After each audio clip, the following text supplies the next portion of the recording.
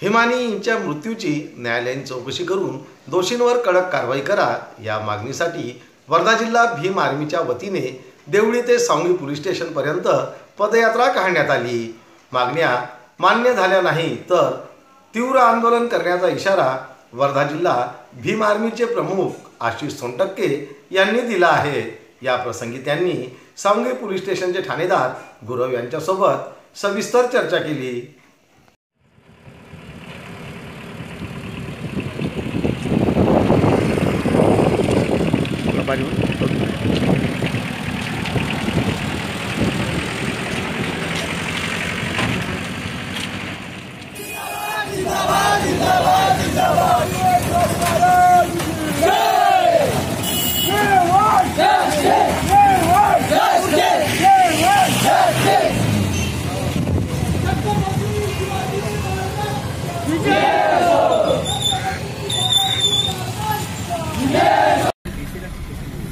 बॅलिस्टिकचे प्रत्येक डिपार्टमेंट वेगळे आहे। फॉरेन्सिक लॅबमध्ये फक्त एकच लॅब नसते, त्याला वेगवेगळे काही कक्षा असतात, त्यांच्यातून त्यांना पुढे जावं लागतं। त्यासाठी माझं सांगण्याचा उद्देश तोच आहे की त्यांची जी यंत्रणा आहे ती पूर्ण संपूर्णतः वेगळी आहे, त्यांच्यावरती आमच्या पोलिसांचे नियंत्रण नाही।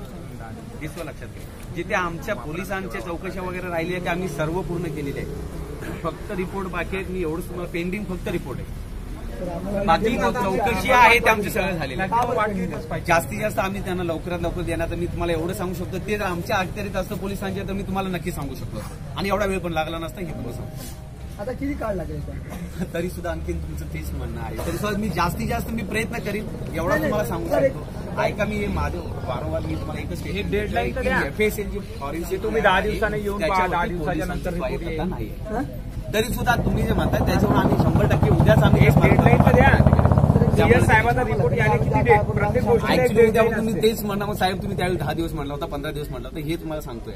उद्या जेव्हा आम्ही त्यांना पाठवून ऐका मी पर्सनली वाटतं साक्षीला फोन करून सांगेन की कधीपर्यंत मिळणार आहे। उद्या जेव्हा आमची लेटर जाणार आहे त्यावेळी त्यांना लागले विचारून घेऊ की आम्हाला रिपोर्ट कधीपर्यंत अपेक्षित।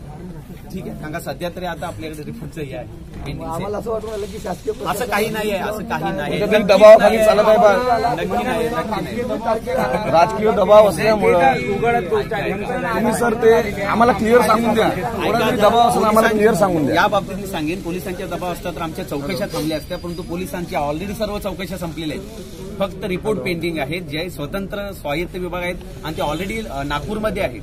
हे सुद्धा लक्षात घ्या की असं नाही की वर्ध्यामध्ये आणि त्यांच्यावरती दबाव म्हणजे तो सुद्धा। सर जेव्हापासून घटना घडली तेव्हा तुम्हाला उदय मेघेचे किती कॉल आलेले आहे?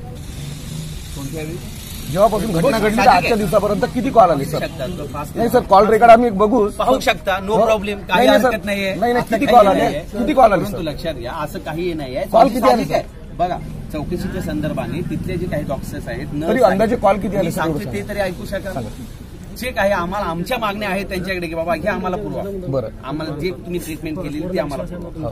आता ते त्यांची जे लिगली आपलं त्यांच्याकडे ते हाय अथॉरिटीमध्ये ते आहे, तर ह्या संदर्भाने कोणाला बोलवायचं आहे आहे तर त्या संदर्भात आम्हाला त्यांना फोन करावा की तुम्ही त्या स्टाफला पाठवून द्या, पोलीस स्टेशनला चौकशी होईल। सर्व चौकशी आमच्या पोलीस स्टेशनला झालेल्या आहेत, हे सुद्धा मी तुम्हाला सांगू शकतो। एवढा दीर्घकाळ का अहो, अजून मी तुम्हाला सांगते आमच्या पोलिसांचा संपलेला आहे तपास, फक्त साहेबांचा जो रिपोर्ट आहे त्या रिपोर्टसाठी तुमच्या फॉरेन्सिक रिपोर्टची गरज आहे, आवश्यकता आहे। म्हणजे फॉरेन्सिक रिपोर्ट आल्याशिवाय CS साहेब रिअली देणार नाही, म्हणजे टोटली फॉरेन्सिक रिपोर्ट डिपेंड आहे। नाही, CS साहेब देतील, CS साहेबाचं त्यांच्या कमिटी मार्फत त्यांची जे असते तीन स्वायत्त, मी तुम्हाला ते सांगतो, फूड अँड ड्रग्स आहे त्यांची स्वतंत्र तपास चालू आहे। अच्छा, CS वाल्यांच्याकडे आहे, CS वाले राधिका वेमेघे इथे नर्सिंग कॉलेज इथे 2 तारखेला 2/11 झाला होता। तिच्या न्यायालयीन चौकशी हवी आणि तिच्यावर ज्या लोकांनी उपचार केला, जे इंजेक्शन लावण्यात आलेले आहे आणि आतापर्यंत त्या व्यक्तींवर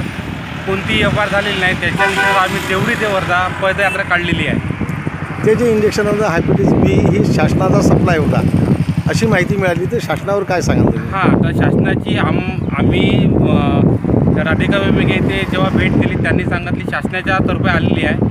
आम्ही म्हटलं त्यांना की शासनाच्या माध्यमातून आलेली आहे, त्याची आम्हाला तुम्ही रिपोर्ट दाखवावे आणि त्या रिपोर्टच्या नंतर आम्ही त्या शासनाच्या विरोधात आम्ही FIR दाखल करू। जो कोणी पण या प्रकरणात दोषी असेल त्यांची आम्ही FIR करून त्यांच्यावर कारवाई करायची अशा मागण्या। आज तुम्ही ही जी पदयात्रा काढली त्याच्यानंतर आता तुम्ही निवेदन देणार आहे, काय करणार? आणि आता आम्ही वर्धा देवळी ते सावंगी ठाण्यापर्यंत आम्ही पदयात्रा काढून FIR करून घेणार आहे आणि तिथे एक ठाणेदार साहेबांना निवेदन देणार आहे आणि आमची मागणी जर येत्या 15 दिवसात मान्य झाली नाही तर आम्ही उपोषणाला बसू.